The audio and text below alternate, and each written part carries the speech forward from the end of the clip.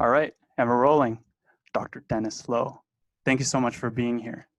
I've been Thank a you. huge fan of your work for such a long time. I read several of your papers. I've watched several of your lectures online, including your TED Talk, and I had the great fortune of actually being able to see you live at the 2019 Society for Reproductive Investigation annual meeting. Thank Uh, you. it was really inspiring, and it actually was one of the reasons why I chose this institution to come. But it's crazy, right? 1 year later from Paris, and you can't even travel. Yeah, it's amazing. Haven't traveled for 7 months, which hadn't happened to me for decades. Wow. Where's the last place you visited? I was actually in the U.S. in the middle of January. I see. Yeah, in Miami. Ooh, Miami. That's a nice place. Yeah. Did you get to go into the beach? No. It's a conference, I'm afraid. Cancer conference. That's awesome. Yeah. And how has your lab been dealing with this COVID situation? Actually, until a week ago, we were quite okay. So we actually have been back to the hospital since the early March. Wow. Yeah, so we shut down for a few weeks after the Chinese New Year and then been working since. But then, of course, 1 week ago with the third wave, then we shut down again. Oh, I see. Yeah, our lab was affected too. We can't get mice into our animal housing facility. So it's causing a little bit of a delay there. Yes. But yeah, even here, people are working very hard. So anyway, I wanna really talk about the pioneer work that you've done, both in maternal medicine and in cancer. So it all started when you detected fetal DNA in the blood. That was in 1997, right? Yes. And since then, it's undergone such amazing developments, and it's now being even implemented in the hospital authority for free in the Hong Kong Hospital Authority. So I think that's quite amazing. But towards the early years, you said in some of your talks that you didn't achieve much success over the first 8 years. What was that process like, and what kept you motivated? So actually, I started working on non-invasive prenatal testing when I was a medical student. So in a way, a little bit like you while in your studies. So except at that time, then my major study is to become a doctor. But in the spare time, I decided to actually spend some time in a lab. And one of the things that I learned was the PCR, so polymerase chain reaction, which was a new thing at that time. So I became pretty good with this new toy. So as a youngster with a new toy, then we always try to find things that you can play with it. And so one of the things that I thought would be interesting is to see if we could detect fetal cells in the mother's blood. And so initially we had some success because I was using a sequence which was repeated 800 to 5,000 times per male cells. Wow. And then I did that and managed to get a paper published in the last year of my medical school. And then I became a junior doctor for 1 year, a houseman. And then during that year, I was thinking, since I started this work, I have some responsibility to finish it. And so as a result, after 1 year, decided I would go back to Oxford to do this full time. So that was when I actually started to think or see that this is not as simple as I thought, because the cells, even though they were there in the mother's blood, but the concentration is very low. It's so low that it's very difficult to actually do it robustly. And that process actually took 8 years, basically from 89 to 97. Wow. And so what kept me motivated? So I think that, because I actually think that the final goal is one thing, but it's a process that I enjoy. So every time I'll try something new, and you always have this hope that maybe this new thing would be useful. And of course, usually, even though the new thing might not solve the problem that you're working on, but typically they might have some other application. And so this is what happens. But of course, in a way, I'm lucky that during the 8 years, I didn't crack it, but so didn't other people. So, because, I mean, you can almost argue that if I had cracked it the first time round, then I would be swarmed, because during that 8 years, I was just a mere PhD student, and I was a junior doctor, so I don't have the resources to really compete with the big labs around the world. So in a way, it's lucky that everybody was stuck there until 97. You say lucky, but I just, it's just incredible. That must have been such amazing tenacity that you had, just to keep pursuing it for 8 years, even though you didn't really achieve much success. I mean, even as a PhD student, and I was a master's student before, sometimes it would be really disheartening when your experiments don't work. And but yeah, it really is the process, isn't it? It's the process of scientific discovery, and always holding on to that hope that your research is going to become fruitful. Yeah, and of course I was lucky in a way that my boss or my bosses didn't fire me during all that time, right? So that was crucial. Oh, that's amazing. Okay, so you detected this fetal DNA in the mother's blood. Where did you go from there? So, okay, so in 1997, so basically at that time I didn't have a grant. So what we did is that took some plasma and just boil it for a few minutes and take a bit of that boiled soup to test by PCR. So we were able to get a Y chromosome signal from the baby. So what to do next? So the next thing which I thought would be useful is to see what is the concentration of that fetal DNA in the mother's blood. Mm. And so what we did was to use another technology which was new at that time, and that was real-time PCR, which of course nowadays is very established. But at that time, real-time PCR is very new, because the first use of the machine, which was made by Applied Biosystem, was actually published in '96. Mm. And I was, but of course the machine is very expensive. At that time, it cost 900,000 Hong Kong dollars. Wow. So, yeah. But interestingly, my new boss in Hong Kong at CUHK was a professor who has a house in the southern part of London. And so he actually went back to London for Christmas, '96.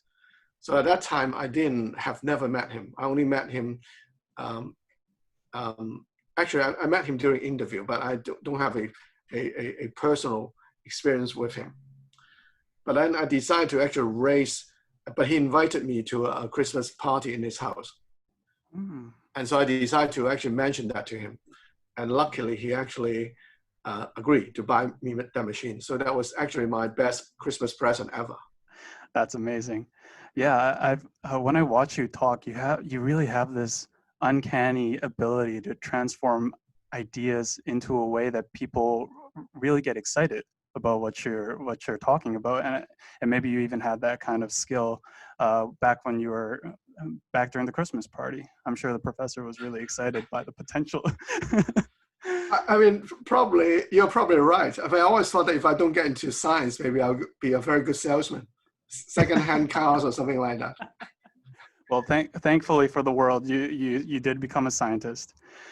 Okay, so you have this test, and later on you go on to be able to test for Down syndrome, trisomy 18, trisomy 13, just by looking at the DNA that's present in the mom's blood.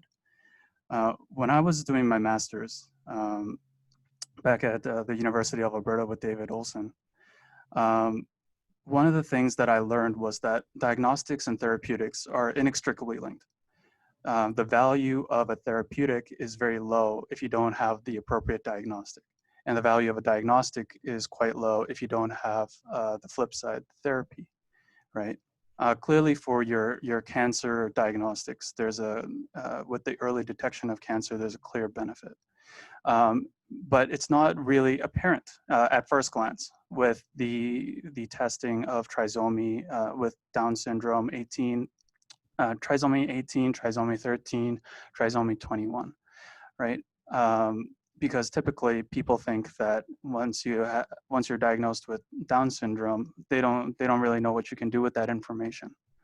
Could you elaborate a little bit about why the diagnostic is so important medically? Actually, before I answer the chromosome diagnostics, I'll just talk a little bit of my early work in non-invasive prenatal testing.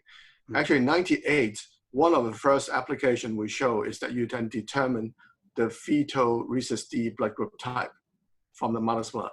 So we published that in the New England Journal of Medicine. And actually that diagnostic is linked to a therapeutics. Because as you know, if the mother is rhesus negative, if the baby is rhesus positive, then the fetal red blood cells might go into mother's blood to sensitize the mother.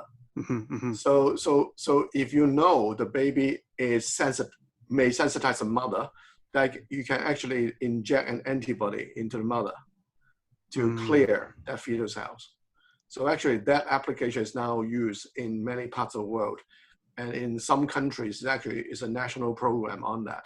For example, like in the Netherlands. So that is one link to therapeutics. Another link, which we work on is and publish, is a condition called congenital adrenal hyperplasia, CAH. So congenital adrenal hyperplasia is a single gene disease, autosomal recessive, in which the basically the baby has some abnormality in steroid hormone synthesis. And if the baby is a girl, actually through the abnormality, the baby may produce too much androgens, so male sex hormones. So you can imagine if a baby is a girl, then she might be born with apparent male genitalia. Right. And so subsequently, the baby may have to undergo a lot of very tedious and surgery, etc. And so what we can do is that if you can predict the baby has that prenatally, that you can actually give medicine to the mother, which will stop that virilization. So that's another diagnostic which is linked to a therapeutics. Now, as regard to chromosome abnormality, of course, at the moment, there's actually no confirmed therapeutics that you can use for that. But at least, because most of the baby who is carried by pregnant women are normal. So what our test does is basically that obviate the risk to that overwhelming majority of baby.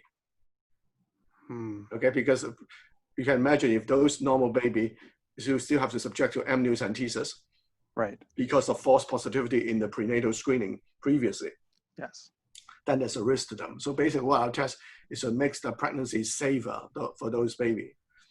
And also, if you look a little bit forward into the future, there actually some study published in the literature which suggests that there's some proof of concept treatment that you can actually give, which can alleviate the effect of the chromosome abnormalities. So that is looking towards the future. Right. And yeah. Yeah, so. But actually, I want to give you one more example of another therapeutics, which is useful. So another paper which we have done is to use the technology for hemophilia. As you know, hemophilia is a sex-linked disorder in which there is blood clotting disorder. Yes. And because you can actually treat that disorder by injecting the missing clotting factor. So actually some families, actually they have found basically a way to live with that disorder. And so as a result, even if they shown that a baby is affected by that disorder, they will choose to keep the pregnancy, the baby, yes. Okay?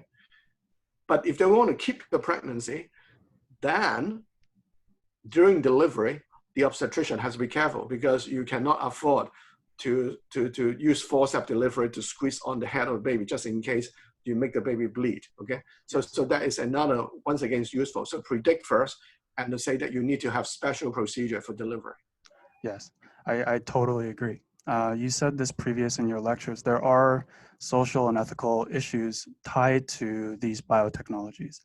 And I'm sure you've come under fire a little bit because, for example, in China, with the ability to discriminate gender very early, currently there is a ratio of 1.4 to 1 of male to females in China. And unfortunately, there's a social phenomena whereby parents will actually choose to terminate a pregnancy if the baby is not male. Uh, and and sometimes, I mean, Dr. Yuval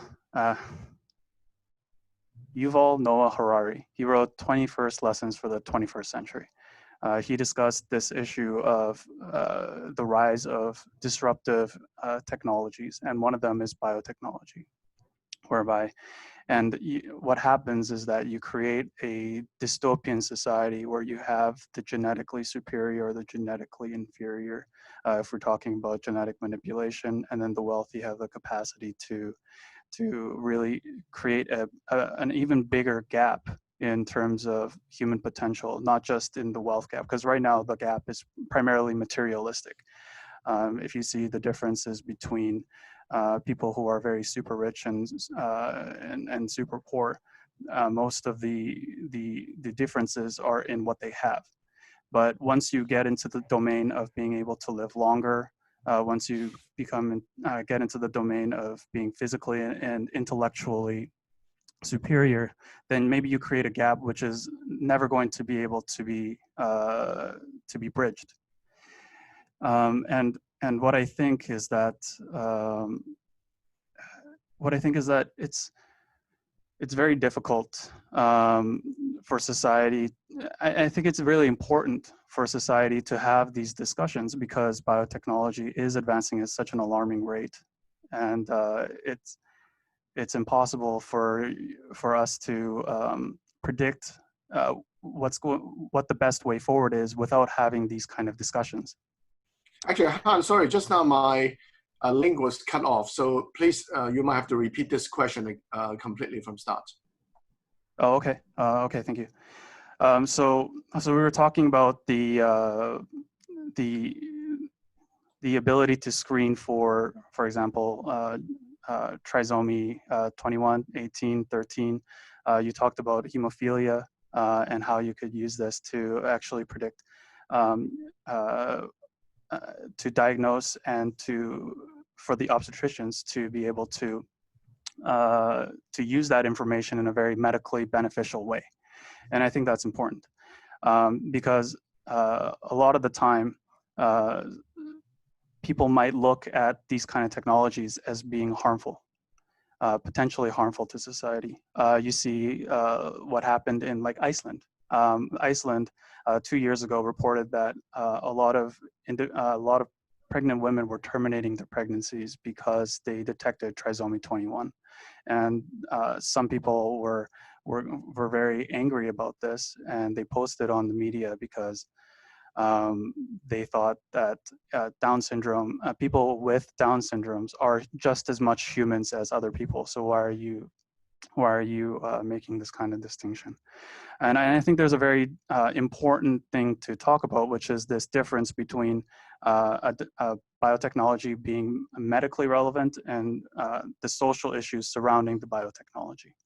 So whereas there might be social issues surrounding the biotechnology, there are clearly medical benefits to be had when you have these improved diagnostics. For example, you said with the beta hemophilia, doctors are able to use that information to improve the survivability of their babies. With Down syndrome, you have a very high risk of congenital malformations, such as heart defects and autoimmune disorders. So doctors can, by having this information, both doctors and their patients can move forward in the best way. And I think you did a really good job of outlining the sorts of potentials for the social issues, but also demarcating the real medical benefits to be had with these sorts of diagnostics. I think what you have mentioned is some very important point. So that shows that basically that with prenatal testing or any transformative biotechnology, we have to go beyond the science to actually go into the social fabric of the particular population that the technology is going to be used. We have to understand the culture, what is acceptable, the legal framework, the religious framework of that particular culture. Now, for example, early on you talk about using a technology for sex determination. Yes. And that's why when we actually have this technology and when we license it out to companies, we actually have a clause in the license saying that they cannot use it for sex selection on a non-medical basis. But of course, like all technology, if you have people who access the technology illegally without a license, then there's always presented difficulty. It's almost like, you could have all the, you can say the situation of, let's say, weapons, okay? You can always, have people who use those weapons illegally, right? Yes. And actually, it seems that my internet is a little bit freezing again. You can hear me okay, right? Yes, I can hear you, yeah. Okay. Another thing you mentioned is about the situation in Iceland, on that situation. So I think that basically prenatal testing is something which is not something which is prescribed by the clinician or by the hospital, okay? It is something which the pregnant woman and her family wants to do for their family, okay? Because they think that they would like to know if the baby is healthy, and what to do with information is actually complete freedom of that woman and her family. There's no, we cannot actually force them to do X, Y, or Z, okay? And then actually, so when people actually look at that information across the world, we actually do see some difference in that. For example, in the Asian communities, many pregnant women, if they see the baby, the fetus would be suffering from some very serious disorder, a great majority of them would choose actually not to continue with pregnancy. Whereas in the West, especially Europe, then the ratio could be 50-50. So I think we have to respect that cultural basis. And of course, some of that could be related to the accessibility of public healthcare system, how the living space that they have access to them, etc. So that means that we basically have to produce those service in combination with the society. And because of that reason, and because of the consideration of the equity of access, that's why we've been pushing for the Hong Kong government to provide this sort of test free of charge. And, yeah, and I'm glad to find they can do that now. And of course, in Europe, there's also many other places which is doing that as well. Right. Yeah, I think that's really amazing, especially because if there is an inequality of access to these kind of technologies, then that's another separate social issue in itself. What changed in the last 10 years where the government finally said, okay, we're going to provide this as a service to everybody? So the test was launched commercially at the end of 2011. So it basically take about 8 years to do that. So I think that the Hospital Authority of Hong Kong is quite conservative. So typically they like to see if other places, has replicated the data, that the test is as good as we said it is. And then they want to see whether it is already feasible as a service in other places before they finally introduce it. And of course, they were also looking for a place to introduce it. So in the end, actually, they put that in the new children's hospital, right, which was opened at the end of last year. So the timing is right. Right. So what can people expect if they go into the clinic? So actually now, I would say that probably 70 or 80% of pregnant women in Hong Kong will actually do non-invasive prenatal testing. Well, and actually in China, now about a quarter of all pregnancy actually go through non-invasive prenatal testing. So it's basically a new standard of practice. That's amazing. The other kind of work that you've done, kind of leading from the similar concept of looking at the cell-free plasma DNA, is cancer diagnosis. I'm really curious because not a lot of people might understand the approach that you took, which is to look at Epstein-Barr virus In DNA. hearing you. Actually, Han, I have difficulty hearing you again. You have to repeat that question. I don't know what happened to my connection today. Oh, that's okay. I don't mind.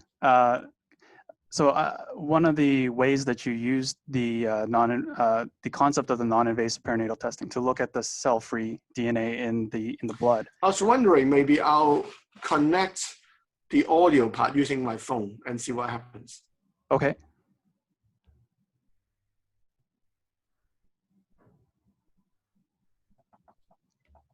Just give me a sec, okay?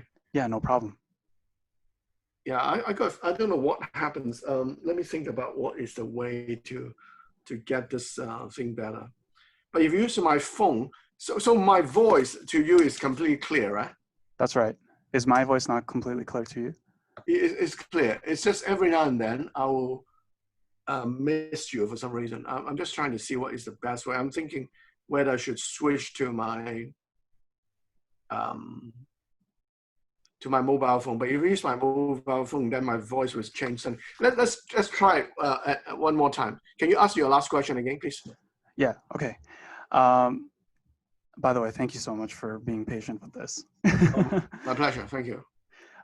So my question was that you used the technology of the non-invasive perinatal testing to look at the cell-free DNA in the blood as a way to diagnose cancer. Some people might not actually understand the link that the approach that you took, which was to look at the Epstein-Barr virus DNA, because it's not really obvious that Epstein-Barr virus DNA would be linked to cancer. Can you talk a little bit about that? Okay, so basically, our body has got trillions of different cells. And all of those cells, as long as they have a nucleus, when they die, then they will release DNA into circulation. So basically what the whole technology is about is looking at cell turnover throughout the body. And the fetus have a high turnover, so we see the fetal DNA. And cancer is very similar to the fetus. It also has a high turnover, and so we see that as well. So this is the basic technology. And so basically, if you're looking at the cancer DNA, then any DNA which is in a cancer cell, you can use for this purpose. And one class of cancer is cancer which is caused by viruses, such as Epstein-Barr virus, EBV. Okay, and for example, a very common Epstein-Barr virus associated cancer in China is nasopharyngeal cancer, NPC. And you can actually find an EBV genome in close to 100% of NPC tumors in China. So basically what our hypothesis is that during the life cycle of nasopharyngeal cancer, the cell dies and then they leak the EBV DNA in the bloodstream, and that's how. And also incidentally, my work in cancer is not just on NPC and EBV. I also do other cancer. So basically, our technology can be used to virtually all cancer-derived DNA in circulation. Yeah, so that, first of all, that's amazing. The fact that you can actually detect cancer using what you would call like a liquid biopsy, correct? And I think the other amazing thing is that even though you have this baseline of clinical parameters, so your first test, I think, had like a positive predictive value of 11%. But since then, you've introduced changes to the way that you actually analyze the DNA to increase the positive predictive value.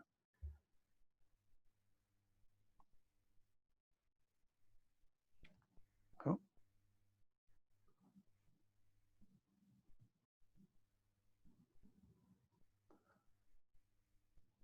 Hello? Hello? Dr. Low, your mic is muted. Yeah, it was mute because it was drop off and then reconnect again. Yeah. Oh man, I really wish we could do this in person. Unfortunately, the virus just makes it really difficult to do that. Yes, Um, sure. Let me see if I can somehow open the the display a little bit more so that the connection might be better. I'm just trying to see. okay, no problem. So we're back. So Yeah. my question was actually that initially you developed this test, and am I correct in saying that it had a positive predictive value of 11%? Yes, the one in the New England Journal of Medicine, 11%. Yes, and since then you've actually it's the way that you approached it was quite brilliant, and you improved that by quite a margin. Can you tell us a little bit about how you achieved that? Okay, so now basically now 11% is the positive predictive value. That means 11% of 100 people we say is test positive, 11 of them will have the cancer. And at first some people will say, well, is 11% good enough? And my answer is actually it's pretty good, because if you look at the some of the established cancer screening tests, like for colorectal cancer, you're talking about maybe 3%. So 11% is already several-fold better. And so 11% was done based on testing the people in the blood. If the person is positive, we ask the person to come back 4 weeks later to be retested. So that's how we achieve that. And that test is basically both based on PCR. So PCR test now and PCR test 4 weeks later. And the reason why we do that is because we detect EBV DNA in the blood. And we reckon there are probably at least 2 reasons why people will be EBV DNA positive in blood. One is they have the nasopharyngeal cancer. And the second is if for whatever reason, the virus reactivate in the body. For example, if somehow the immune system is weaker, etc.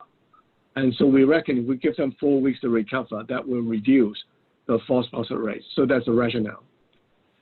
So then to further improve it, then we ask, okay, so what we're talking about is that we want to have to differentiate the EBV DNA in blood, which is from the cancer, versus those which are not from cancer, okay, such as virus reactivation. So we thought that if we do DNA sequencing, we might do better, because sequencing is quantitatively a more precise method than quantitative PCR. So we do that, and lo and behold, we find that people with cancer will have a high level of EBV DNA in blood than people without cancer. And secondly, we actually find that qualitatively, the EBV associated with cancer, the size distribution is different from the EBV which is not due to cancer. So this is a second generation test. And we actually managed to get a positive predictive value of 19%. And also the power of this method is that we can actually do 1 test instead of 2 tests.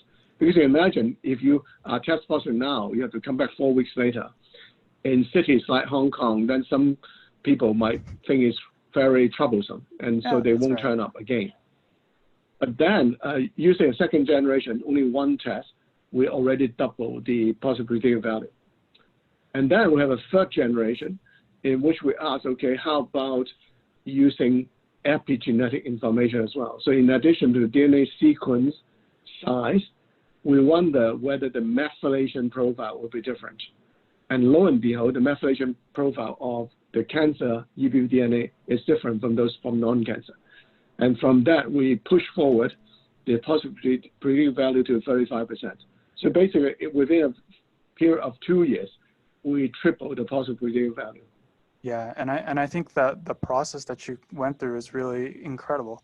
I don't think many people would have been able to do what you did, to be honest. Oh, thank you. Well, we have some very good students. So this is work from one of my students who actually just had his fiver about 10 days ago. Ooh, what's his name? Jackie Lam. So Jackie is interesting because he was actually a surgeon by training. He's an ENT surgeon. Wow. Who actually now thought that being in a lab is equally, productive as being a surgeon in the operating theater. So he joined us. And so within 3 and a bit years, he managed to do that work, which we discussed just now. Wow. So it seems like we should really be telling our doctors to become researchers. Yeah, I think that would be useful to have more clinician scientists because I think that if you're just medically trained without a laboratory bit, you may not be able to think of experiments which will directly benefit a patient. And conversely, if you're just a scientist without medical training, then you don't know which bit of advance can eventually be translated. So I think we do need more MD, PhD. I mean, just hope that the new generation of doctors would spend time like Jackie has. Yeah, and I think that's a trend globally right now. Some funding agencies are actually only funding clinician scientists, not just scientists. That's really interesting. Right. What do you think about that trend? Do you think that's a good way forward? Yeah, I think clinician scientists is a good trend. But that said, we have to be realistic. I think each year, let's say we have 250 medical students, really, I think that only a minority of them would be willing actually to eventually go into laboratory-based research. I actually remember when I was in Cambridge as a medical student, they are aiming something like 5%. I think if we have 5% of our medical graduates would actually go and do some laboratory work, I think the whole ecosystem of the Hong Kong medical innovation will be changed. But of course, one thing we have to bear in mind is what is the best model to do this, because some places they have this MD, PhD program. So during your medical clinical training, you somehow increase the duration to become a 8-year program or even longer. Mm-hmm. But some of the other people like me will get a medical degree first and then do a period of PhD. So I think those two models both work. But personally, I think that the MD first and then the PhD might be more efficient. And the reason is because if I had done the research during my medical student days, I might work on something which is completely unrelated to my eventual clinical practice. Okay, so eventually I might have to train and then redo another body of work. But whereas if you already have some idea what specialty you want to get into, and then you can do research, which will be more focused, so to speak. Yeah, and there's also this aspect too, where AI is being developed so quickly. It seems that from an objective point of view, that AI will take over much of what the doctors actually perform right now. Do you think that as this kind of transformation happens, if you do even believe that this kind of transformation will occur, do you think that research is a way that doctors can become more engaged in their practice? I think that AI would certainly impact certain aspects of clinical practice before others. And I can imagine, especially like radiology, would be very applicable to AI, chest X-ray or even CT scan. And then even histopathology would be another one. But of course, for especially like surgery, I would imagine they will take a bit longer. But interestingly, in my particular specialty, which is clinical chemistry or chemical pathology as it's called in the UK, we actually already do a lot of automation because most of our tests are done by high throughput multi-channel analyzer. So in a way, we are the early adopter of those automated platforms. So in a way, so my clinical practice will let me have actually a lot of time to think about new projects. And this is actually one of the reasons why I would choose this particular specialty myself. I see. That's really interesting. How long has that been going on? How long has that revolution in clinical chemical pathology been going on? Well, I think that, easily 20 years, because as long as I enter into this subject, it is very automated and increasingly so. Mm-hmm. Yeah. That's awesome. Even in research, there was this robot that was released there was a paper in Nature where somebody developed a robot that was able to output the same amount of work within 1 month that a PhD student who's just starting would do in four years. It seems like you mean a wet bench type robot? Yes, that's right. Right. Bless you. Excuse me. I think. Yeah. I mean, in a way, it's like this in my work. I was actually also interested in automation for a long time. Now, ages ago, when I first came to CUHK, we tried the Biomech robot, Biomech 2000 robot. But at that time, it really takes a lot of programming. And later on, when I got into next generation sequencing, we also start to try a variety of robots. But of course, nowadays, when you're looking at the clinical delivery of NIPT, non-invasive prenatal testing, much of it is automated. I mean, there's one reason why in China, maybe something like 6 million NIPT can be done every year, and that's through automation. That's scary. A lot of us might be losing our jobs very soon.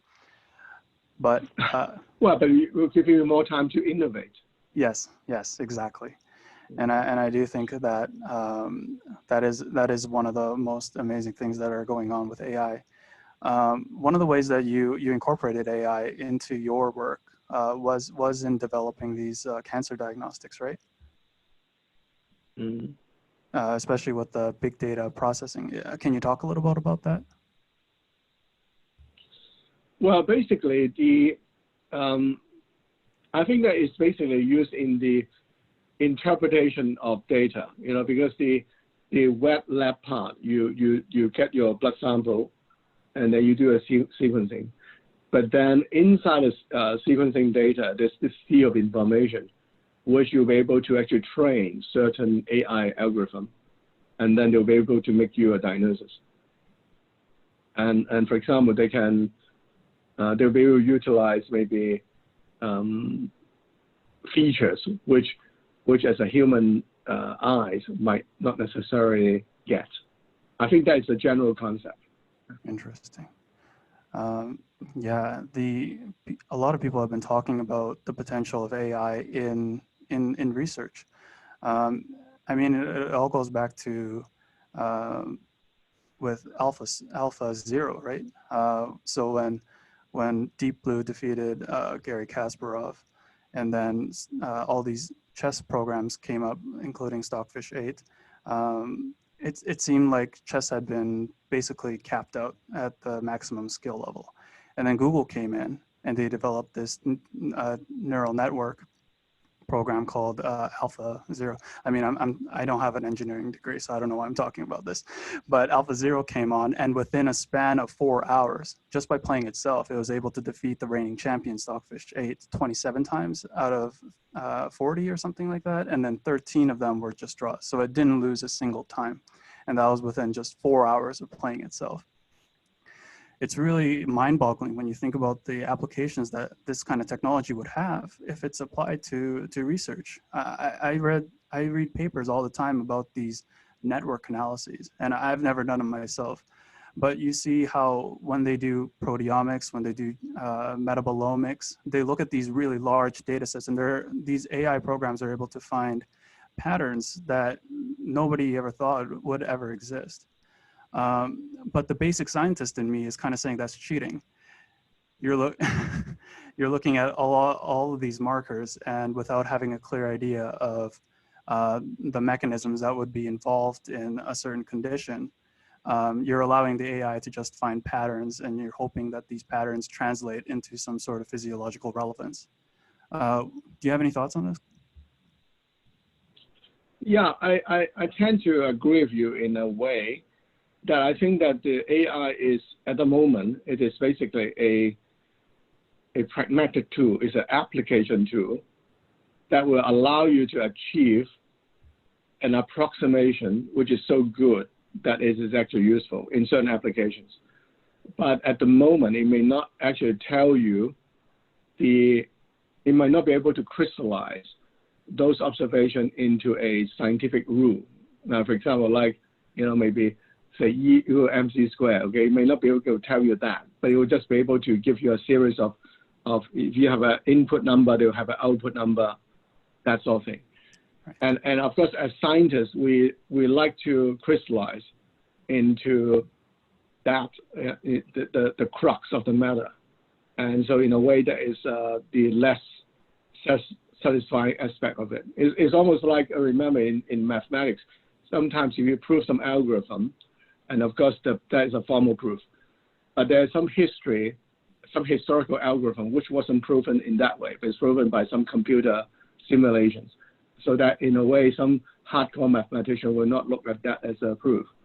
Yeah. So in a way, I mean, the scientific purist side of me will also think that way. And also, I also wonder in the future, of course, if the computers are increasingly good, if they take part in some invention, then who is the inventor? Now, as you know, when you file a patent, then you have some inventor named.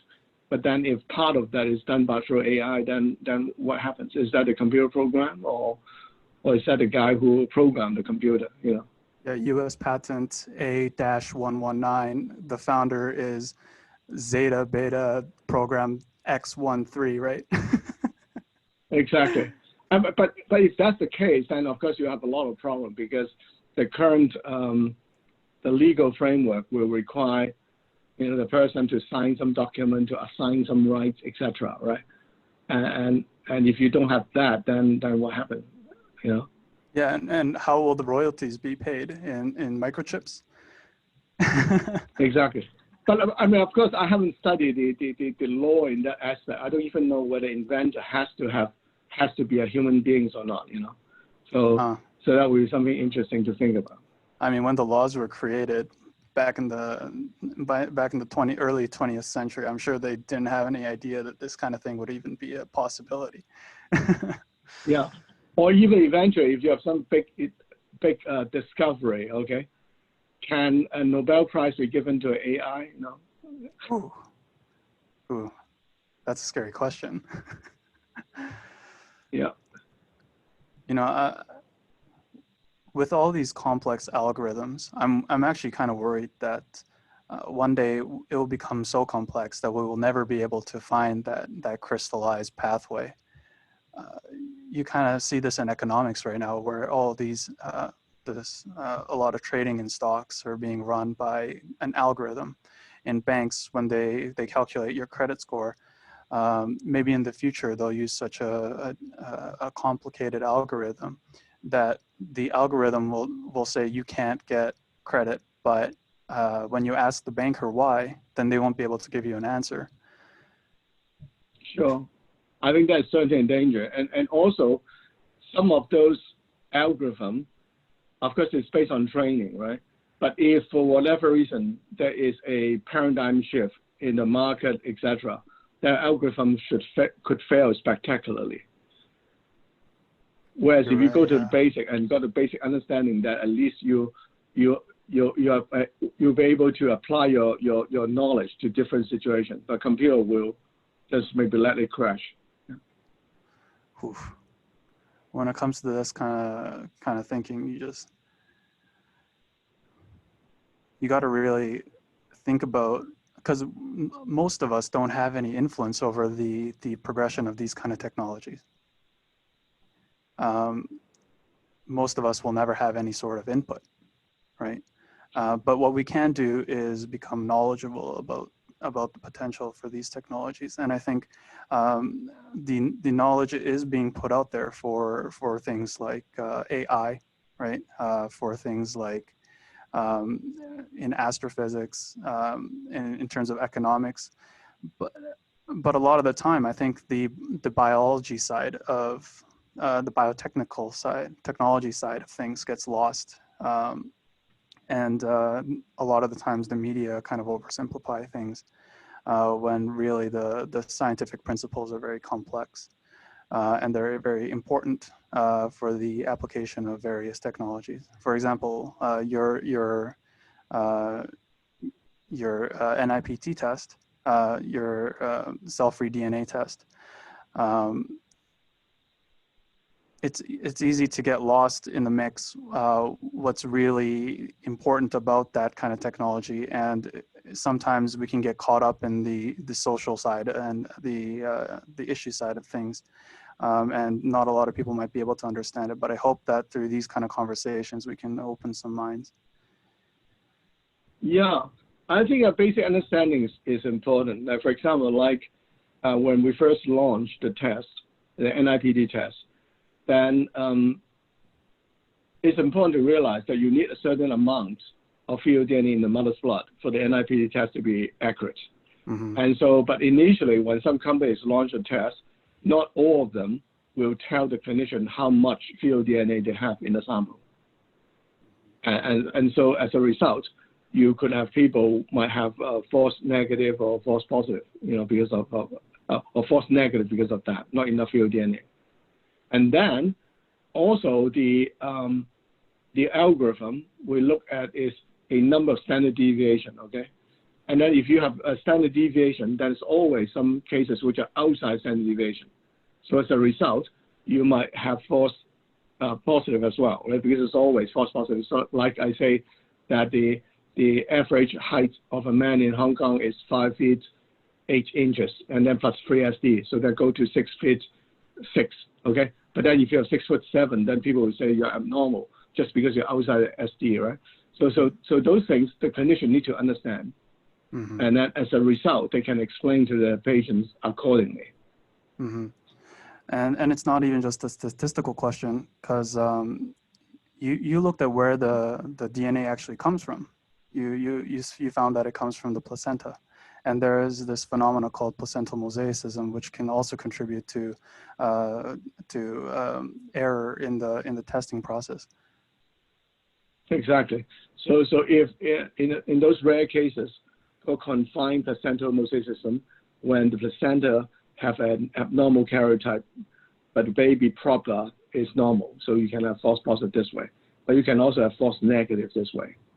Mm-hmm. And then similarly for cancer, you can have the same thing. And then you have to ask what tissue in the body will give you the DNA.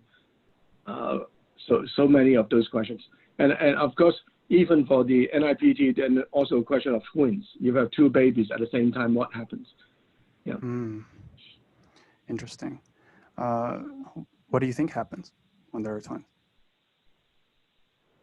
So actually, our group is the first one to report NIPT in twin pregnancy. So basically, there are 2 types of twin pregnancy, either monozygotic twin or dizygotic. So monozygotic is when the 2 babies are basically from the same zygote. And so in that scenario, it's just like having a bigger baby, okay? Mm-hmm. But dizygotic twins will be basically means the 2 babies are genetically non-identical. And then you can imagine that if you go across the genome of those babies, they may have some genes which they inherit from the father together, and sometimes they're different. So when you plot the concentration across the genome, then you can have series of different peaks. Sometimes it is very high. That means the 2 babies share the same genotype, and sometimes less high and less genotype. So you can use the peaks which are specific to each baby to measure the concentration of fetal DNA of that baby. And you can deduce whether they might have Down syndrome, etc. So it's a very interesting story. And we also study some situation when one of the twin babies die halfway through pregnancy. And what happened to that DNA of the dead baby? How quickly is it clear? And so it's a fascinating questions. And I think this goes to show the depth of the science and just what seems on the surface like a very simple test. You said earlier that you, when you first started, you really underestimated the length of time that it takes to do medical research. And obviously, yeah. Obviously now you're very experienced. Yeah, but in a way it's good that sometimes life have things in store for you that you don't know beforehand. So I was wondering if I was your age, and if somebody told me it's going to take 23 years to crack it, do I dare to do it? Well, I think if I knew that I was going to become successful, I think I might take a shot. The scary thing is that that you don't know whether you're going to find something, and I think that's why I was when we first started this podcast, I asked you about that motivation that you had to keep going, because oftentimes we will in research encounter failure. We'll encounter problems external to our research that really interfere with our ability to put out some good results. For students and in trainees out there, what kind of advice would you give them if they encounter a hurdle that they think is really difficult to overcome? Well, I would say that, I mean, the way I look at research is a hobby. Okay, so look at research as something that you enjoy doing, and it's the process. Enjoy the process, and don't just focus on the result. And then in many of our line of work, it's usually a group effort, and so have a nice team and go through that process together. And yeah, I think it's enjoyable. So every day you will test something, even though it doesn't work. At least you learn something. You learn that doesn't work, and then you try to explain why it doesn't work. And day by day, you get closer to your goal. For students especially, it's hard for us to conceive of the idea of creating collaborations. When you were a student, were you able to form some collaborations, or was that later in your career? And what are some tips to form meaningful collaborations with other scientists? I actually had collaborators very early on, very fortunately, because I actually, when I was a medical student in Oxford, when I started working in a lab, I was fortunate enough that actually there's also another like-minded individual classmate in my class who actually did that with me. So we worked initially for some period, and then that person had some other things to do, and then another classmate joined, and then we did together. And interestingly, even at that time, so you imagine two medical students working together, and then we bump into this other person who was actually doing his A-levels in Oxford, and then somehow we recruited him to go to the lab, and then we worked together. So sometimes it's interesting. You don't need to be officially working together to collaborate. Sometimes it could just be somebody you met in the canteen, and then through some conversation, you find that you're like-minded, your wavelength match, and then we work together. So even now, it happens. Or just like even us having this conversation here, just because we met in a conference before. And a lot of the chance situations like that. Just like one of my collaborators in the NIPD field is a guy called Charles Cantor. He used to be Chief Scientific Officer of Sequenom. So actually I met him in a conference in Pattaya.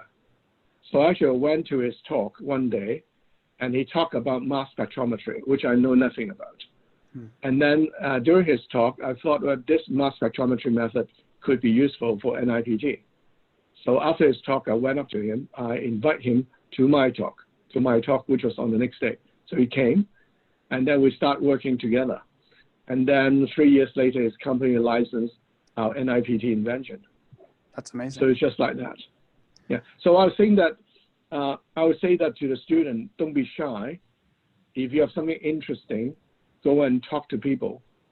And then, eventually you will hit somebody who might be able to help you and provide another push to your progress. I think that's a really good place to end off. Thank you, Dr. Low. This was a very insightful conversation. If people at the end of this podcast want to contact you and ask some questions about what we discussed today, how can they do that? Do you have a Twitter? I think they can go to the, my personal webpage on the CUHK website. I'm at the Department of Chemical Pathology, and then I'll be delighted to reply to any email or inquiries. Okay, awesome. Okay. hope to see you in person at some stage. Really hope so. All right. Thank you. Thank you, Dr. Lowe. Bye. Bye-bye. Bye, everybody. Bye.